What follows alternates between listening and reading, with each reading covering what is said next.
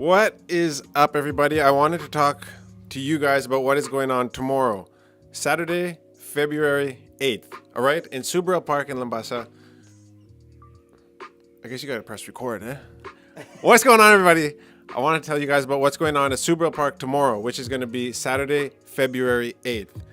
A. Hussein has brought up the Mastro himself, the legend, the king of sevens, Waisele Serevi, is going to be in town. He's up here to have some talks with the kids about saying no to drugs. Obviously, drugs is a huge problem right now in Fiji, and we are still at a point, Fiji, where we can curb this problem. We can nip this thing in the butt, and so to be able to be called to work alongside Hamza and Serevi is a huge honor. So together, we're going to bring you guys some media coverage through our just some reels. We're going to have some fun out there tomorrow. And what's going to be happening is from tomorrow, so from 9 a.m. to 11:30 a.m., U19 girls, you're going to have like 2.5 hours with the king. He's going to run you guys through some drills, do some, run you guys through some basic skills and probably some more advanced stuff. And then on just after lunch from 1 o'clock to 3:30, all right, he's going to be doing U19 boys, all right? So 2.5 hours with the king. And you never know, he might have his eye out for people, you know? So tomorrow, Saturday, February 8th, 9 to 11:30 a.m., U19 girls, 1 to 3:30 p.m., U19 boys. We'll freaking see you there. I can't wait. All right. And that's how you shoot a promo. So, actually, I'm excited. Yeah? I'm really... Are you excited? Are you sick? Yeah, I'm excited. Yeah. I think it'll be more exciting once we get there and start feeling the creative juices flowing. I got some ideas for... I'm going to take my... Well, I guess just my normal training stuff that I wear. And then, like, have, like, taking some, like, goofy shots. Like, you know, like I'm coaching with him and stuff like that when really I just have no idea what I'm doing. So it'd be like, we can like be like, you know, coaching for Team Fiji or something like that. We can put up a future coaches. Or we can, or you know, what would be funny if we do like the king and beside him Serevi himself. That'd be funny. But you know, I feel like people don't get my humor though. I feel like people don't really get my humor. But Pula everybody. Bula, Pula sisa. I wish that there could be so many kids there tomorrow with us, because we're gonna have some fun. We're gonna have some fun, and then after it's all over, Kroy is going to get his haircut right now because he wants to look good, and we're gonna sit down with Serevi and we're gonna do a deep dive, long form conversation podcast with Serevi. Yeah. So we're gonna do this, and I think we're gonna try to bring it live. We're gonna try. All right. I didn't talk to Tui about this yet, but I think that would be the most epic live stream that we could do ever yet, as far as having a guest with me. WWF won really well though. You guys threw down for WWF, so I appreciate that. We appreciate that. Wow, what a week. How's it going, brothers? Kia ora na Bula. Bula. My name is Jonathan. For those of you who don't know my name is Jonathan. My last name is not Waka. My last name is Bati Sarisari. So, you know what's funny is you guys, somebody's watching this and say, oh, he's in Bati Sarisari. Sari. What happened was, my family name is actually Bati Sarisari. So, Sare. What happened was when my mom and dad got married, this is a classic thing in Fiji.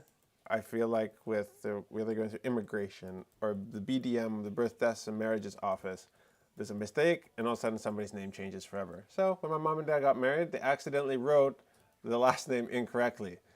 My mom and dad caring very much about some things, but not much about other things. This landed in the latter category of things that obviously didn't need fixing. Because, like, for me, I'd be like, dude, you've not freaking changing my family name, you know? Like, we are the Bati Sarsari people. Like, that's our name. But we started our own family. So first generation Bati sari-sari. That's why. So yes, if there's Bati sari-sari out there, we're related most likely, or they're named after somebody from this village. So everybody will know, like, oh, he in compliance, like he's way up there. But if people hear the name, like the one consistent name that people will know, like, you have an uncle who works in MSAF? I'm like, yes, I do, Taliasa. And he's like the most quiet, humble, soft-spoken guy. And everybody, or most people, when they know Bati Sari-sari, it always seems to be him. So shout out to Taliasa. I do not know how you got so famous by being so soft-spoken. But speaks to his character, I guess. But we live in Vanuatu in the Fiji Islands in the South Pacific, near a small town called Senganga. And me and my family moved here in 2020. And yeah, we just wanted to make the most of the resources that were around us. Started off doing just agriculture. That was the focus. And quickly realized after a big cyclone, they're like, okay, we got to diversify because the money's running out.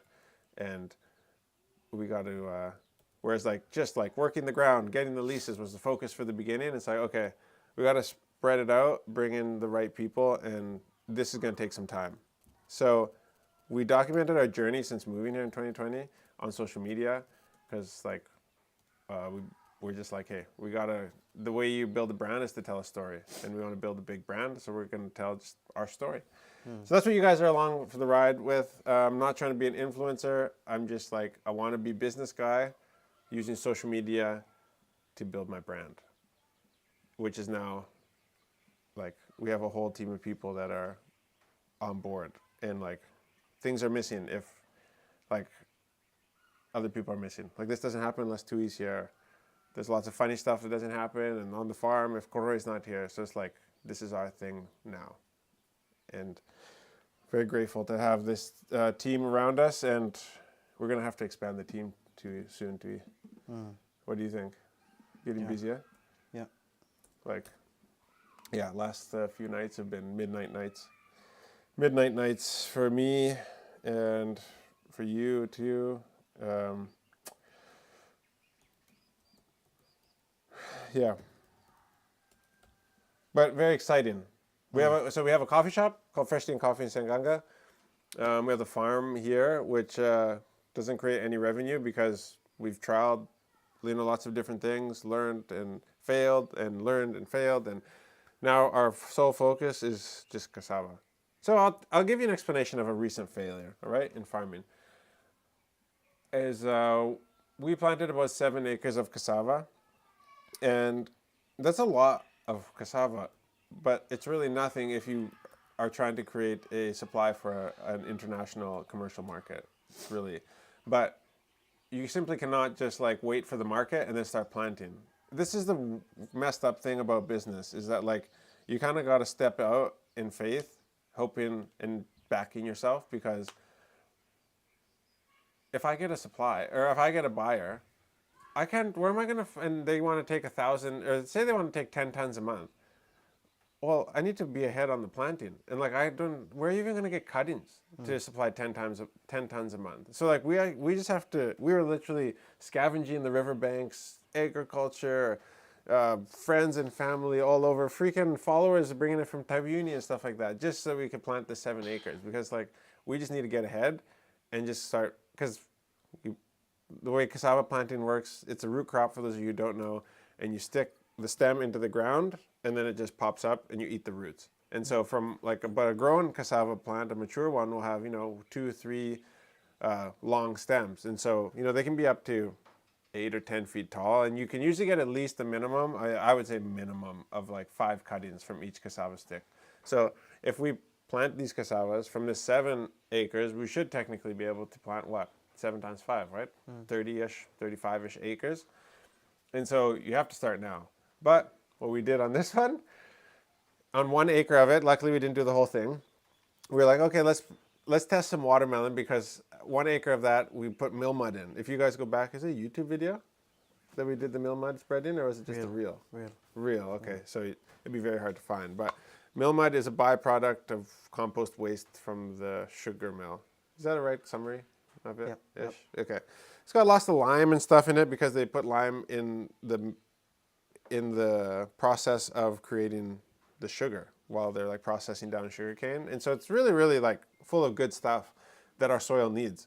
But it is very, very nutritious. And so where we planted the cassava, same time we planted watermelon. Well, because it's raining so much, the weeds have come up and we can't just go through and just like take the weeds down with a knife.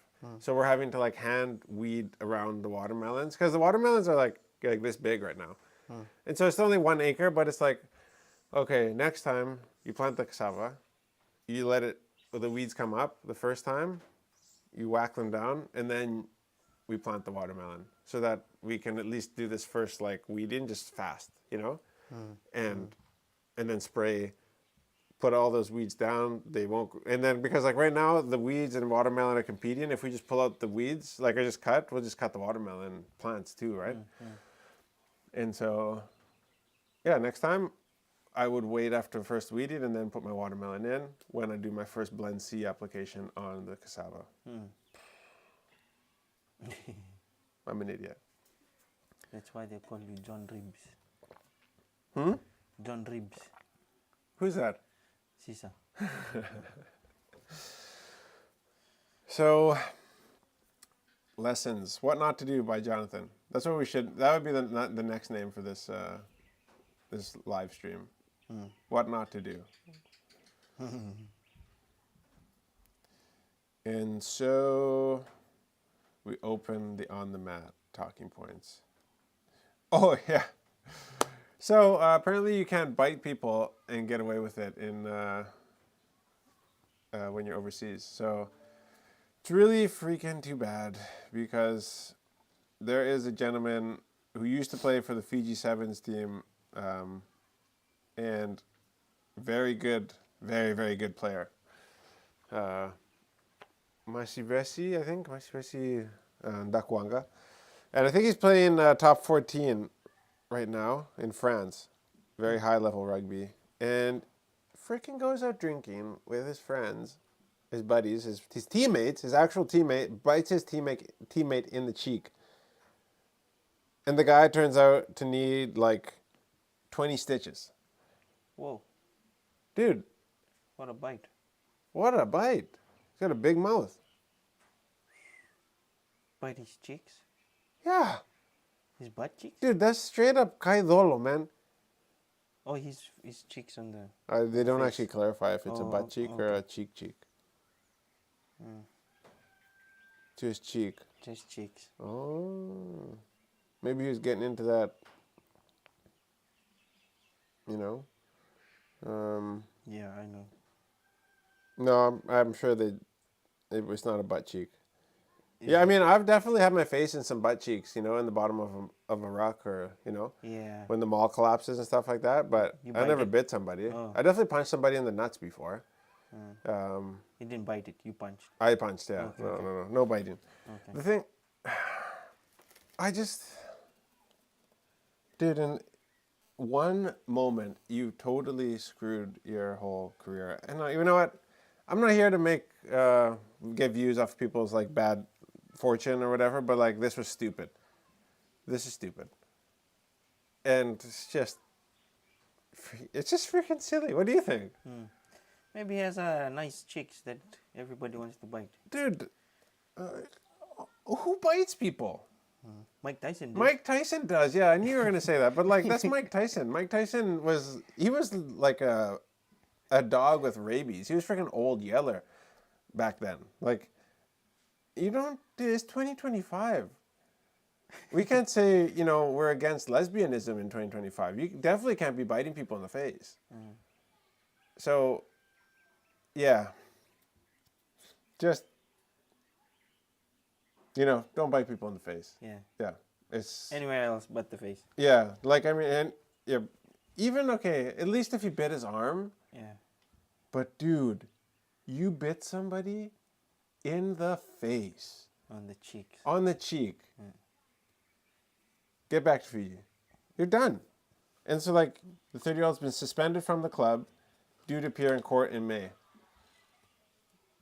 like, dude, you never trust a guy like that again. I'm sorry, if you bite me in the face, like, I'm always on edge.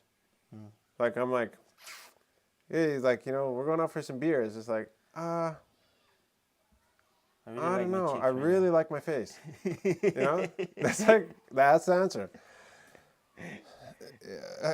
At least there was no ear biting. You guys can go on Fiji Village and check it out. And Duck Wanga suspended from his club after biting teammate. It's just like, for freak's sakes, dude. Like, it's 2025. Normally.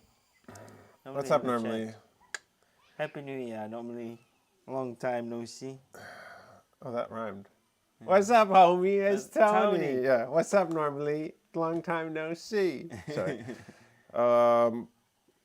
Stupid. All right. It was just too bad because I really like that guy. Yeah. I just don't. I don't want to compare it to something horrible. Like. Something less horrible.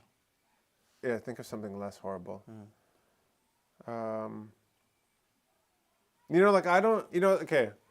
Sometimes you look at a cow and you're like, like a big cow. You're like, imagine the steaks that would come off that thing. Yeah. Like a big, like you see these big like bulls sometimes, like in the side of the road or something. You're like, boo. I got some big, like a lot of meat on that. But I don't look at my dog. Even he's a big dog. But I don't look at my dog and be like, wow, he looks tasty. In the same way that I don't, go out with my friends and like, I'm going to bite him in the face. I'm a bit drunk and we're fighting. Instead of like punching him like a man, I'm going to bite him in the face. See what it tastes like. Maybe you did that, like, I'm vegan. I can... That's the thing. He's a cannibal. That's the freaking crazy part. It's like he ate his face. Normally. That's wild. If he beat me, I'd be a good Christian and turn the other cheek. Yo. Yeah. Let me see. Yo, that one?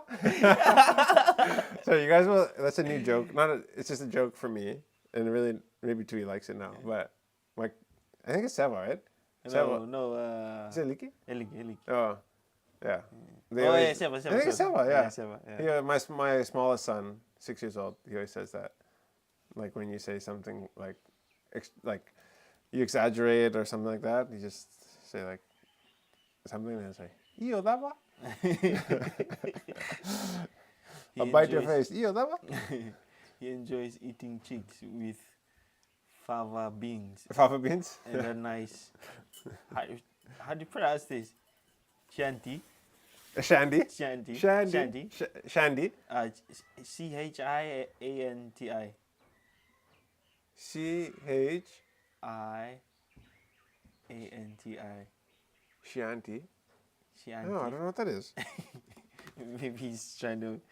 Oh, it is Italian red wine produced in the Chianti region of central Tuscany, principally from Sangiovese grapes, obviously. Oh, so it was historically associated with a squat bottle in a straw basket. Okay, dude, normally, not only when he comes are we happy to see, but he also likes a nice glass of Chianti. Ah! All right. No? Yeah. It's a quote from Silence of the Lambs. Oh, okay. Silence of the Lambs. Silence of the Lambs?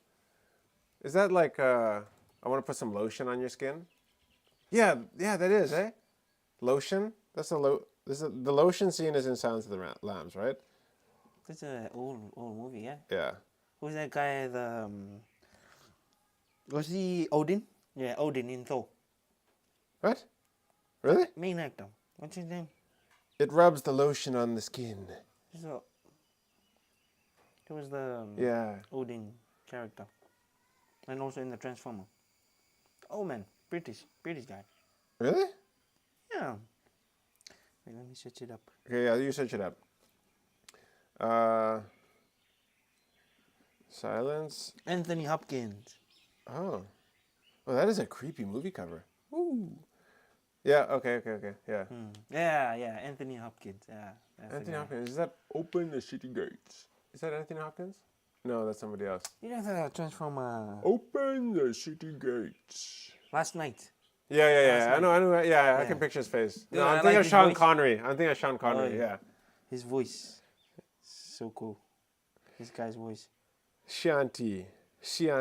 I bet you that's how you say it. That's how probably black guys say it, eh? Chianti. Chianti. Auntie. Auntie. Bula. But you probably shouldn't drink Chianti with your auntie. Bula Auntie Noah. Bula Sia. Auntie Noah? My auntie La Junia, the blonde one. Oh. Yeah. Yeah. Your coconut oil here. Yeah, coconut oil here. Yeah. The wife, yeah. Cool. Almost finished. Hey.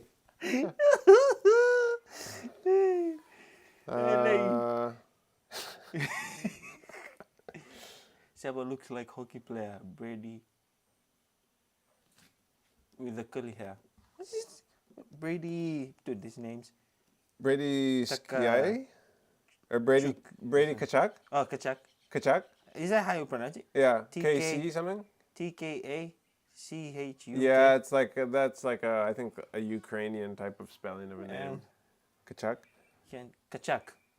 Yeah, Kachak. Yeah, okay. Bula I'm David. looking it up here. Bula Dave. Chianti.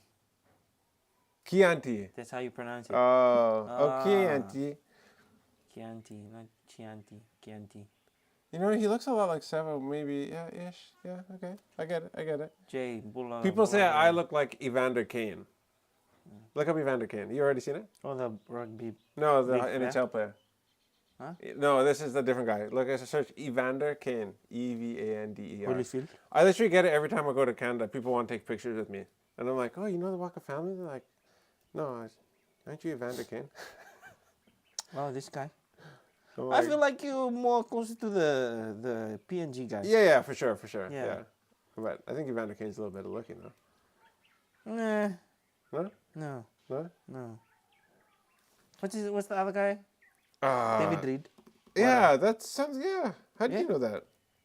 Is that your back or your screensaver? Me and David Reed, split screen? Not David Reed. Ellie. Someone else. Yeah, that one? Yeah, that one.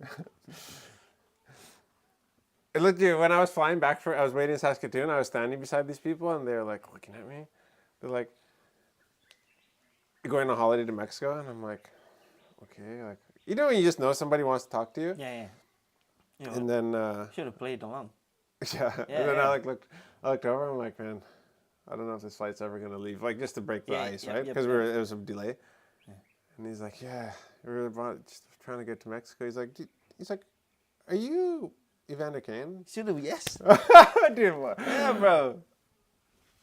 Oh, I can. Come, I wonder what it's take like. a photo. I should have been like, yeah, shit, dude, just trying to keep it low key. Yeah. But yeah, I'm just here. I got my holiday house up there, man. Yeah. Nice to meet you. Then walk away. Dude, it'll be starstruck. Yeah, that's actually the way to play it. Yeah. Actually, no, you play it low key, eh? Low key. Just be like, yeah, but just like keep it on the down low, you know. Just trying to lay low here. That's the way to go. Dave says, our Italian family crushed a lot at big dinners. The Chianti. Oh, Dave. Alan. Yeah. Italian. Yeah. Chianti. Okay. I've never had it. I'd like to try it. What is it? It's a red wine. So is it like a Merlot? Is it like a more like an ice wine? Is it like sweet? Like Tony. Ew, disgusting. I don't even say that word out loud. Like everybody likes Tawny here. Dude, it's so sweet. But yeah, what is it like? Like a Cab Sav, a Pinot Noir? Because like I've never even heard of Chianti. I mean, I'm an idiot. I know nothing about wines. But Bula J from Colombo. Colombo Housing, Bula Vinaka. What's up? So maybe Masi mistook the face cheek for the butt cheek. Didn't he have Oh shoot! What? Didn't he have crooked eyes? Normally, oh no, not normally. Who's this guy? TSK 703.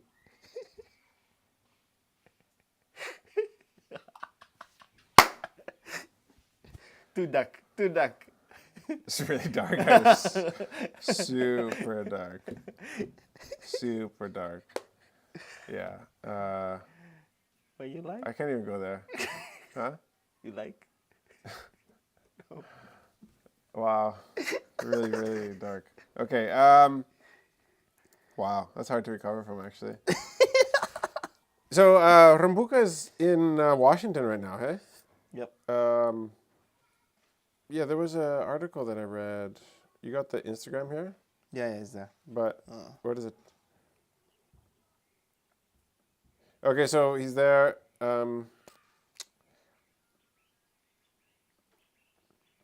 He's the first Pacific Island leaders to visit Washington to press the region's concerns since U.S. President Donald Trump took office, with Trump's administration withdrawal from the international climate change commitments, a major focus for low-lying island states. So the reason I believe why Trump wanted to exit that, I think, was similar to NATO, but maybe not as much as NATO, that the U.S.'s contribution into the international, like, climate change stuff. What is it actually called there?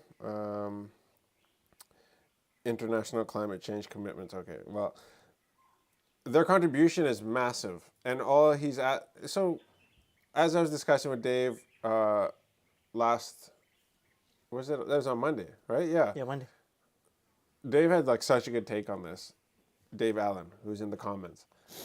If you guys go back and watch that, he had some really good opinions on that. And Trump is just, as he was saying, a master negotiator. He does things. He's a very successful businessman. Yeah, he's had his losses, but so have I. I've just been telling you about them. Obviously on a way smaller scale, but you don't stop losing. Like, the risk doesn't get smaller as you get richer. The risk gets bigger. That's why it's always like people are like, oh, I'm afraid to risk it all and start something or like go and pursue my dream. It's like, what do you have to lose? Somebody with nothing, like, the less you have to lose, the more dangerous you are. And so, yeah, Trump's lost some, but like what he is he's a very good businessman. He's a real estate developer. He's a master negotiator. And so with the tariffs, with all of this stuff, exiting the WHO, exiting a lot of these climate change stuff, threatening NATO with exit, I think, is just trying to get other people to pay their bills. Well, China and India, some of the top polluters in the world, and yet the United States and a few other countries pay the majority of these like taxes and like carbon taxes and all this stuff. And so that's what pisses him off, is that he just wants to even it out. You come to the table, let's talk. Everybody start pooling in money. All right, we'll come back to it.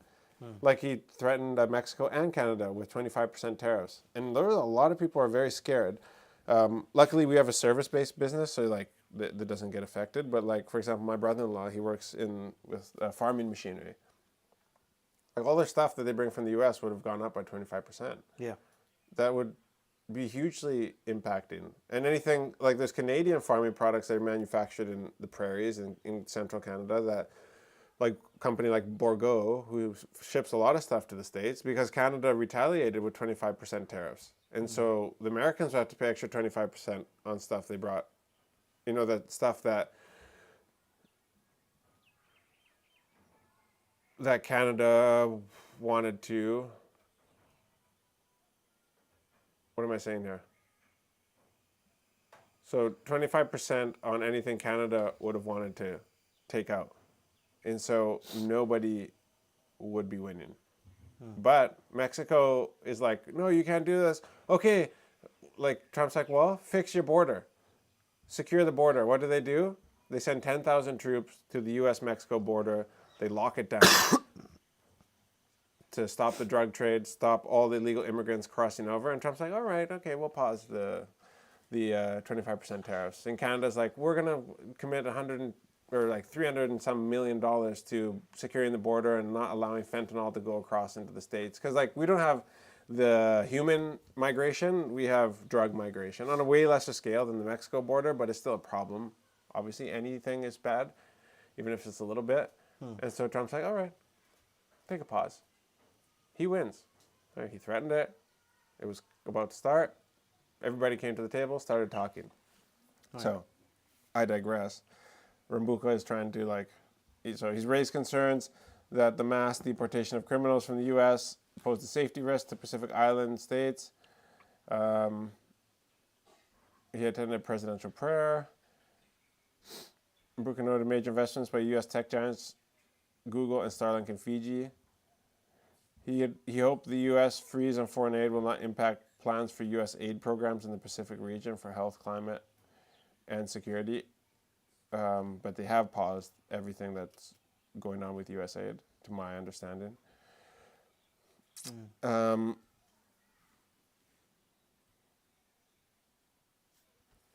he withdrew from the Paris Agreement. And I think the repercussions are a bit different for him than it is for Fiji because of rising oceans and stuff, which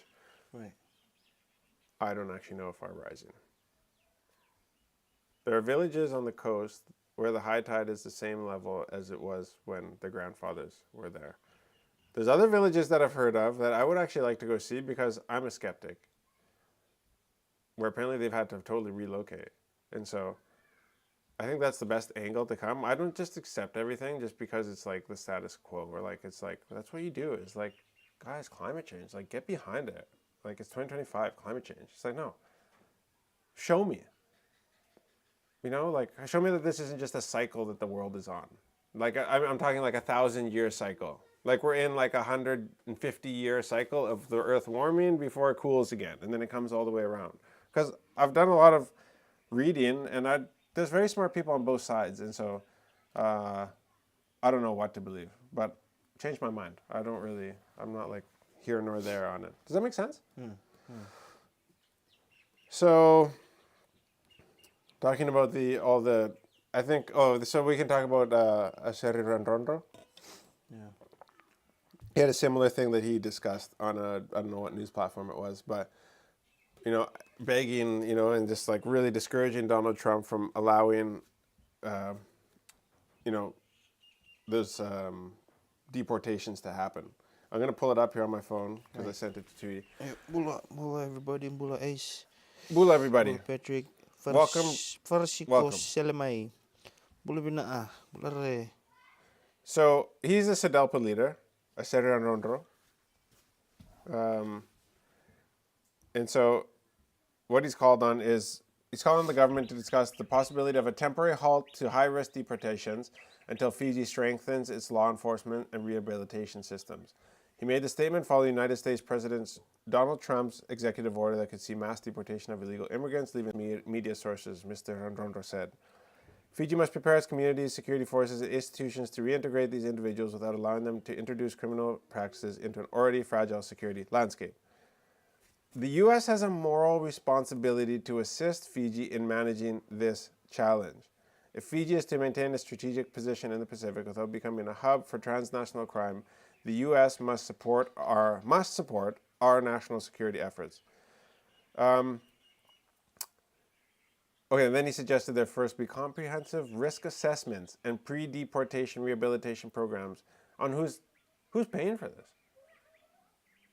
Like, if I'm the U.S., I'm like, so your citizens are in my country committing crimes, and you're telling me that you don't want us to send them back to you, and then you want us to rehabilitate them and try to, ID. Okay, maybe we rehabilitate them and then we send them back. Who's paying for that? Are we going to send money to the States? Do you know what I'm saying? Yeah. Am I off? You just tell me if I'm off. I'm not a state lover. And guys, I'm not from the US of A. My father is from Fiji. My mother is from Canada. And Canada will never be the 51st state. And if it is, then I'm pure Fijian. So basically they were saying is asking them to do the rehabilitation on their taxpayers' money. Yeah. As he goes on to say, now it is time for So, somebody's saying in there, to rehabilitate on their taxpayers' money? Taxpayers' money. That doesn't make sense. And this is where, you guys need to understand, when I look at politics, I look at it as a business. profit and loss and what works for the long term for the vision of a country. And the U.S. right now is buried very deeply in inflation and debt and has a huge immigration crisis. Their priority is to focus on people who have gone through the right process, people who are multi-generation citizens by birthright in the United States, and to send everybody else home, starting with people who are not there legally and have actually committed crimes in that country. They don't owe us anything. But what Aseriran Rondo is saying is like, look, Fiji is Nauru or Samoa, Tonga, Kiribati, Tuvalu, like, yeah, Suva or Vanuatu, like, Suva is the kind of the hub. Even though I didn't know this up until recently, but like, Suva is like very much so the hub. Like compared to Port Vila, it's quite more happening, eh? Like, it's a real city compared to Port Vila, right? Yeah. And I didn't know that. I thought like some of these other countries were just on par. Like Fiji was just another player. But it sounds like Fiji kind of is like Big Daddy of the small island nations. So what Aseriran Rondo is saying about Fiji being like, you guys need to not deport because it has a port in Port Vila. Like, China's looking for strategic positions all through the South Pacific. So if our crime goes out of control, China's going to be like, we can help you and we'll build stuff for you and we'll build a prison, and then be like, you can't pay off the prison, we'll own the prison and the land. And then it's just coming in big military jets, people. We don't have the right resources. We don't know what we're doing in this country to battle this. And there's corruption. And there's people who... Fiji? Who's the Prime Minister of Fiji again? That's what he doesn't know. He doesn't care. We're so small. Like, when you look at the list of deportations, there's like tens of thousands of people that are being deported to other countries. And then like Mexico is like freaking... like... like so many people. And so Fiji's nothing. I get where he's coming from, but like... yeah. But it's good. It's good to go shake hands and make yourself known to the new administration in the U.S. Yeah. But yeah, they've halted a lot of international aid and NGO funding because the taxpayers are paying tax, and it's going to stuff like the 50,000 condoms that were about to be sent to the Gaza Strip, which are apparently being used to make bombs and whatnot. But like, why was the $50 million that was going to the Gaza Strip for condoms? So it's like, wait a minute, what's that line say? Or is that... Oh, that's a 5 with 7 zeros after it. What is that for? Oh, yes, for condoms. We're sending them to Gaza. Right. Oh, okay. No, we're not going to do that. So I get that, and that because of stuff like that, now funding has been shut down for a lot of things. So I think there's a lot of NGOs in Fiji that, rely on USAID and stuff like that are, stressing balls right now. Yeah. Or as we now say, they're biting cheeks. Biting cheeks. Yeah. If you're stressed, bite cheeks. You're not biting cheeks. Yeah. Yeah, I like that. I think he has he should be given a chance, because of his situation. I think he should come up with a logo and everything and just brand it. Brand it? Yeah. Biting cheeks. I'm a one-eyed, cheek-biting, mean, killing machine, or something like that, eh? Because I like the guy. He's such a workhorse. Like, he's a very, very good player. I know that guy, yeah. Like, we were in the same neighborhoods in Really? double level housing. Yeah, he played for double level Knights, and that's how he came up. Oh. When he started with rugby league. Oh, there you go. It is really too bad. It's just like freaking crazy that you bite someone in the face in 2025. When you come from a country that used to be full of people who ate people. It's just too real, Yeah. It's like, dude, punch him or like, kick him, rear naked choke, something, Don't bite But like biting his face, like it's too real. It's too soon. It's too soon. We're not ready for that yet, you know? Like, we just stopped eating each other, dude. It's too soon. Put some mushroom in there. You know, apparently the last cannibal grave is in Matawatewai. Yeah. But it might be wherever he ends up getting buried too. It would have been the last one, eh? Yeah, maybe there's one space beside it. Huh? Who knows? Who knows? Okay. Savea is going to be the captain. RD Savea is going to be the captain of the Moana Pacifica. Apparently, there's a lot of people. There's a few All Blacks now that want to make their way over to Moana. Yeah. If you guys go on the Moana Pacifica Instagram page, and as a Christian, It was so cool. Really cool to see. And I want the shirt that he was wearing. I think that's his brand. It's so sick though. Yeah. Like he plays number 7, and his shirt was just like just a loose fitted like sweatshirt, I guess you call it, and it just said Jesus and then 07. And what's really cool about it is like, I don't know, maybe it's everybody sees it, but what I saw when I saw it was like, oh, it's like my job to play and when I put on that number, I have a job to do, but my loyalty is not to myself. And the person that should be famous because of my number 7 is Jesus. That's what the shirt, I think, is saying. And it's like, I'm like, that is sick. And yeah, his speech was really good. He did a little speech, and Tano Umanga, who's the coach of the Moana Pacifica, introduced him. Really, really cool. I didn't realize until very lately, like very recently, that he's a really strong Christian. Like in the last year and a half, 2 years, probably, other than that. Really? I didn't know it before, like Tendrua. Like that's when I really started following Super Rugby again, you know.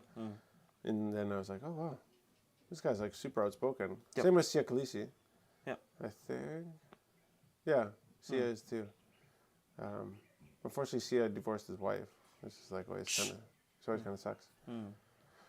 When you see that happen with like family, you know, they have kids and stuff like that, and it's just like, for Christ's sakes. John is on point today, showing some accent commentary, and he'll be out of control.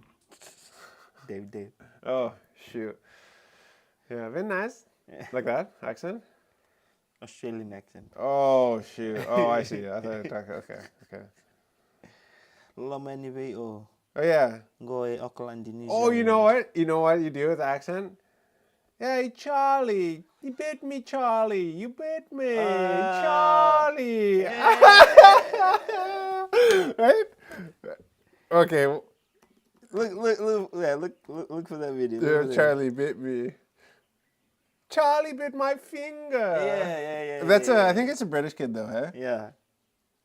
Charlie.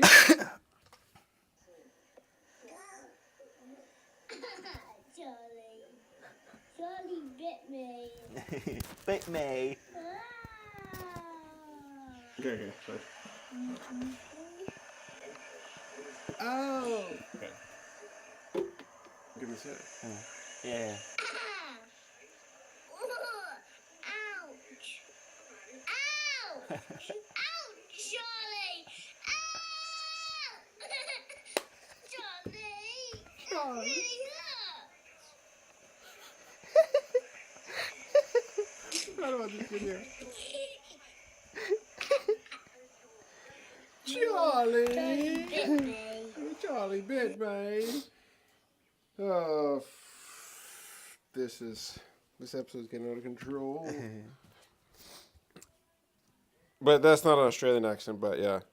I bet you. You know what's funny is he might have British teammates. Who? Dakwanga. Oh yeah. Probably. He might have been. Oh, Charlie! Charlie, you bit me. My name is Mussy, not Charlie. Right?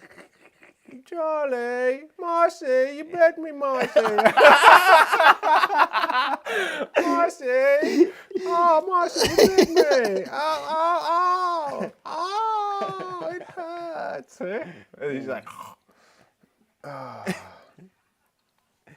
Check out the little British girl complaining about ice cream prices. Oh yeah, we saw that one. I gotta stop. Like a lot of these guys, they watch this, they watch our stuff, and Stop, Tani.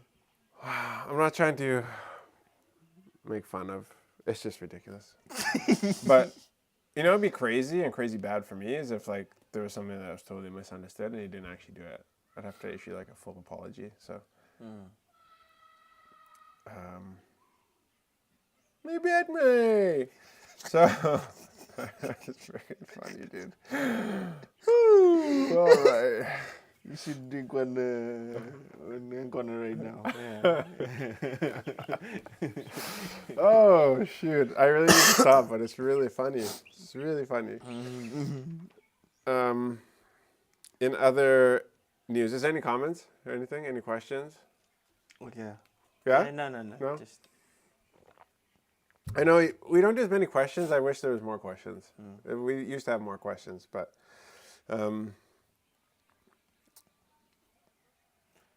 okay, opinion piece. I have thought long and hard about this. I've consulted with many people. I talked with my guys this morning, with Tui and Kroy and Gase. I talked to my dad this afternoon on if this particular subject is worth talking about. And I question what we do here on these lives,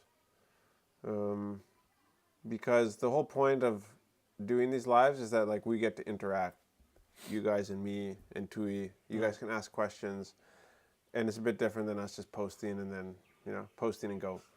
The reason we post and the reason we do the social media is because like, hey, I want people to be like, oh, if he can do it, I can do it. And this is like, I know that there's people out there that always come up and like, we just, you keep inspiring and da da da. I'm like, that's crazy that we do that for people, and like, I'm honored. And so I know that people, listen to this, and my opinion is heard to a certain extent. I'm not like the most famous person ever. I know that what I say holds weight, and it has repercussions for me and the people that I work with and for our brand. And so when I talk about this stuff that I'm about to talk about, I think about it hard and I pray about it. And I think the reason I want to talk about it is because I feel like there's a lesson to be learned from somebody who could have done something in a better way, but did it out of a good heart. Yeah? Is that a good way to intro it? Yep. Okay. So some of you guys might have heard there's a lady by the name of Laichipa Naulivo, and I've never actually heard that name. Have you heard that name before?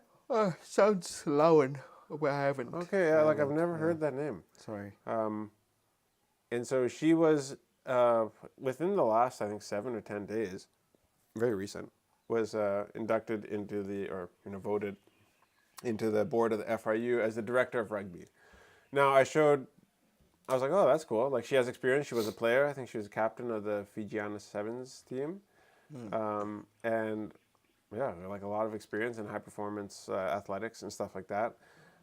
I did show, and I'm all for women, trust me. Like, we only employ women at our coffee shop. And, like, we only employ women at our business in Canada. Like, the only men that work in our businesses are, like, in our house and in this village. So I'm all for empowering women. But like I heard an interview and somebody asked her something along the lines of like, what are your plans, and she's like, I can't really speak to it because I don't really know what's going on, but we'll indeed have meetings and try to hit our targets. And I'm like, okay, like you guys need to like be a bit more prepped before you do these media releases, because when somebody like me hears like the new director of rugby for the FRU being like, yeah, I don't really know what's going on, but we're going to give it a good shot, It's like, okay, not instilling a lot of confidence in the Fiji Rugby Union and the state of rugby in Fiji. So I was like, oof, not the greatest first sign. But then, just a few days later, and it's all over the news now, she was terminated very quickly for her comments on lesbianism and, homosexuality, I guess. And so you guys need to understand my opinion that I have, that I'm about to share, is coming from a guy who is very good friends with, I have very good friends who are gay, very good friends who are trans. And so I've been hanging out and loving and being good friends and doing life with people in LGBTQ, whatever how many letters there is, community, for many, many, many years now, over a decade. And like I have no shame in it. Some people like get away, distance yourself from people like that. I'm like, you guys will hear my opinion. So that's where my heart is. I'm a Christian guy who has friends in the LGBTQ community. And this is how I think we as Christians and how we as the Waka brand would have done this situation maybe a bit differently. All right? So bear with me. I've written this down a little bit. I've written some talking points, and just so that I don't really miss anything. Please, if you have questions, fire them off, and then Tui will just be like, put his hand up and let me know so I can answer as we go here. So she told, I'm taking the original article was in the Fiji Sun that a lot of overseas, if you go on the news, a lot of them reference back to this Fiji Sun article. So it's not very long, and it goes like this. The newly appointed Fiji Rugby Union rugby director, Laichipa Nalivo, does not condone lesbianism in our national women's rugby teams. However, she said players have their rights, and the issue has to be managed well. Nalivo, who captained the first Fiji women's rugby team, told Sun Sports that this was something that she opposed during her playing days. And I quote, "Those who played with me know that I do not condone being gay for women in rugby," end quote, she said. Quote, "I always speak against it, and I know I'm very unpopular in that area with those who practice it. I will keep emphasizing it because that was one big drawback when we went to the first HSBC Sevens tournament," end quote. Nalivo recalled that she was asked to join the team as manager 3 weeks prior to the tournament, and I quote, "This was one area that we had to fight against, so when I came back, I wrote my report, and that was my recommendation, that we take away the coach and those involved," end quote. Sorry, not end quote. I'm continuing to quote her. "This was better instead of a person who practices lesbianism being up there." Are you freaking kidding me right now, dude? The gecko just crapped on my computer. Oh, shoot. There and choosing her people. Her people, I'm assuming she means choosing lesbians. That's not what she said, but is that what she's inferring? "To me, that is unethical and it is not right." End quote. Allegations of lesbianism was blamed for a rift in the Fiji women's sevens team during last year's Paris Olympic Games, which resulted in their poor performance. Nalivo said lesbianism is not a problem for Fiji, not a problem for rugby only in Fiji, but overseas as well. And I quote, "I remember Pio Bosco Tikoisuva when he was the FRU CEO, and he gave me a report of the women's rugby in Europe. One of the biggest problems is the retention of players, because when they get married, husbands don't want them, women, to play, or they get pregnant and they don't want to come back to the field." And now, retention of players and this gay problem were the two main problems that these European rugby countries had in the report, and Fiji is no exception in that area too. "It is their right, but if it is affecting the team, then it should be taken out," she said. End quote. Okay, so the standout points, her quotes, and I'll only quote her here. "I do not condone being gay for rugby, women in rugby. I always speak against it, and I know I'm very unpopular. I will keep emphasizing it because it's one big drawback."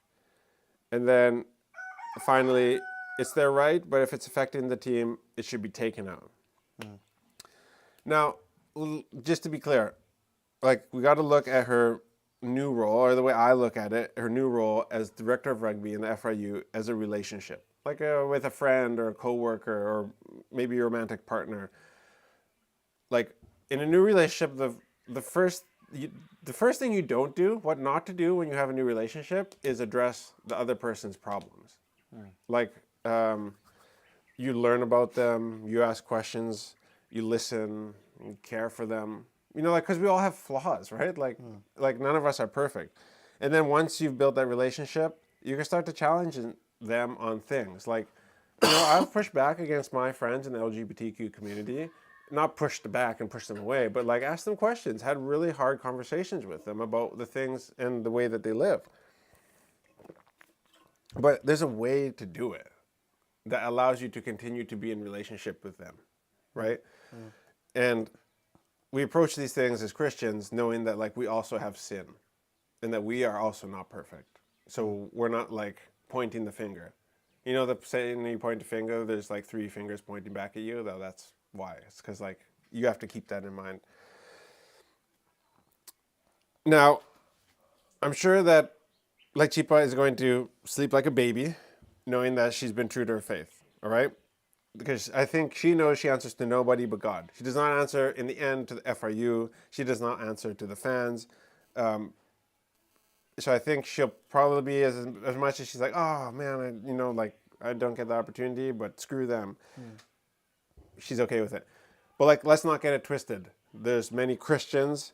There's a vast amount of Muslims, Jews, and more who have very strong views on homosexuality.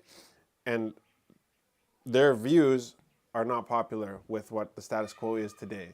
There are CEOs of huge companies in Fiji, like international companies, who are Islamic, who sponsor rugby tournaments, who have had their logo on the Fiji rugby jersey, who, if asked in a quiet room with their family, would unapologetically say that they oppose homosexuality. But there's a lot of people who can't say the thing they want to say because they get paid. You're an employee and you get paid. You're an NGO and you get funding. Or you're a team and you get sponsorship dollars, right? So there's a lot of reasons to go with the status quo. But if you want the money for your rugby union, the sponsorship, if you want the funding for your NGO, you fire Lake Chipa. Because you can't have people like this. Because if she keeps running her mouth, and if her top priority is like, I will keep emphasizing it, then like it's like, okay, she talked about a first thing, and like she seems to be like very focused on this thing, we're gonna fire her. Because like there's some other things we also want her to address other than like lesbianism. So she never built that foundation of relationship. I believe she came out way too hot. If she wanted to be in a position of leadership, she needed to play her cards close to her chest. Like, I am a Christian, and I believe that the Bible is clear on its take on homosexuality. And that is that it is a sin. But we all sin, like I said. And I don't make someone's one particular sin, like, okay, say Tui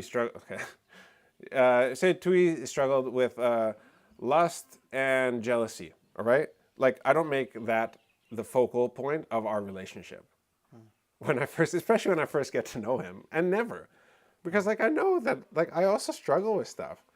And so I walk with you and like I don't actually ever get to address these things with you until you confess Jesus as your Lord and Savior, at which point you are called to a different standard. At which point, as a brother in Christ, it is in like my calling to like guide you towards Jesus and towards the foot of the cross. Right? Am I okay? So yeah, the Bible also says that like we're not supposed to be the ones doing the judging. That is for God. We're not even we can't forgive even if people were to apologize. It's between them and God. So our role, my role, like I said, is just to be an ambassador for him. Like Jesus turned over tables in the temple when the people were exploiting, like they were selling like, sheeps and doves and all this kind of stuff to make sacrifices in the Old Testament, like back in the day. like now Jesus came, now we don't have to do the sacrifices anymore. But they were upcharging people when they got to the temple. They were like, oh, this pig is like triple the price. And they're like, well, why? They're like, well, you have no choice. So you have to buy the pig if you want to do your sacrifice. And Jesus is like, my temple will not be used for something like this, the house of the Lord. So that ticked him off, and he tossed tables. He also destroyed a whole freaking city, 2 cities, Sodom and Gomorrah, for the sin of homosexuality. And we ran through that today in our Bible study because I wanted to understand it. And Lot's wife, as they were escaping, because there was one guy that the angels went to call out of Sodom and Gomorrah. Wife looks back, turns into a freaking salt statue. Is that right? Yeah. What? Did she went to? Yeah. Did she turn her back? Yeah. Yeah. Yeah, that's the story, right? Sorry, I'm hyped. But Jesus also hung around prostitutes who sold their bodies for money. He spent time with the tax collector who exploited the poor. And I was talking with Dad, and I actually didn't get a chance to look it up before live. But in John, there's a story of, I believe it's between John 3 and John 6, my dad said, where Jesus sits down with a Samaritan woman who was a prostitute. And she runs back and tells the whole community about like how he hung out with her and how he spent time with her. And so he ate with these people. He went into Zacchaeus' house, right? Tonight we will dine at your house. Like, he was honored by these people, but I think he played his cards right. And so there's a verse in Romans 5, 6 to 8, and it goes like this. You see, at just the right time, when we were still powerless, Christ died for the ungodly. Very rarely will anyone die for a righteous person. I freaking love this verse. Though for a good person, someone might possibly dare to die. But God demonstrates his own love for us in this, and while we were still sinners, Christ died for us. And it starts, you see, at just the right time. So God is a God of timing, and he is also a God that says he will do the judging, all right? But he's also clear that some sin has way deeper and more grave repercussions than others, like homosexuality. And we're like a lot of the guys. The thing is about a lot of the commandments is they're actually the commandments. Like we know the 10, but there's like 600 and some. And what they were was also like, this is what's best for human flourishing. Don't eat the meat off of an animal that has split hooves, because that was like pigs and stuff. And if you can easily get sick from eating pig meat that's not cooked properly, especially back in the day. And so the reason why a lot of us don't get sick from eating pig meat nowadays is because back in the day, people used to feed pigs. This is like a thing that I learned a couple years ago, which freaking blew my mind. They used to feed pigs like slop, right? Like compost old food. But mice would eat, mice would often be in the slop. Mice leave a bad bacteria that gives the certain bacteria to the pig, which like goes and affects like your brain or like gives you worms. So it's like the mice was actually the problem. And so because now with like mass farms and like the way that we look after pigs, it's not a problem anymore. Anyways, I digress. But there was commandments there for a reason, not just for like follow this because I'm God. That's not only what it was for. So our job is to point people towards Jesus. Only when people confess Jesus Christ as Lord and Savior, then we get to call them out. So I think, like I said, like Chipo will sleep just fine, knowing that she answers to God, not the FRU, not the Fiji women's rights movement, not the sponsors, just to God. Could she have played her cards better and, built a better, bigger foundation of relationship with FRU and then slain the beast of lesbianism? Yeah, maybe. But she's not going to get the opportunity anymore because I think she came out too hot. But we also don't know what's happening behind the scene, now that she started the conversation. I don't know. Like I said, I have very, very close friends who are in the LGBT community, and I've had them, I have awkward conversations with Tui, I have to have awkward conversations with my wife, stuff that I don't like talking about, but it's like, look, we need to address this if we want to get better. Like, nothing compares to the conversations that I've had with my friends in the LGBT community. There's things that have happened in my life that are potential relationship enders. But by the grace of God, I've been able to have these conversations and like they're like, whoa, you don't, this was the statement, is like, you don't, like, excuse your, like, we can tell from the way that you live and the way that you did the hard thing that your relationship with God is the most important thing to you. And we respect you for that. And actually, even though it hurts, we want to become closer to you guys because you guys actually, like, are true to what you say. And it was, you know, the craziest thing that's ever happened to me after a hard conversation. So if done out of love for God, a love for people, you can be honest about where you stand and actually grow deeper with people. And I say that from experience. And so I think, in conclusion, she had a good motive and poor execution. And there was a way better way to handle this situation. And I'm not one who's going to be like, don't really have a comment on, homosexuality. No, I have an opinion, but I'm called to love. And God is going to do the judging. So I'm called to love. And once you say, hey, look, I want to do this Christian thing, then I'm going to be like, okay, well, now we got to start working on, call me out, but like I'm going to start to like call you out because like that's what brothers and sisters do. And she could have done it better, but I'm sure she'll sleep just fine. And rant. And say goodbye to all the sponsors. What do you think? Yeah. Oh, well, you couldn't have said it better. Okay. Yeah. For whatever it's worth, I speak on behalf of the Walker brand. And love, people. Love. And let God do the God stuff. Yeah. But speak truth. Because it's also what we're called to do. But speak truth and love.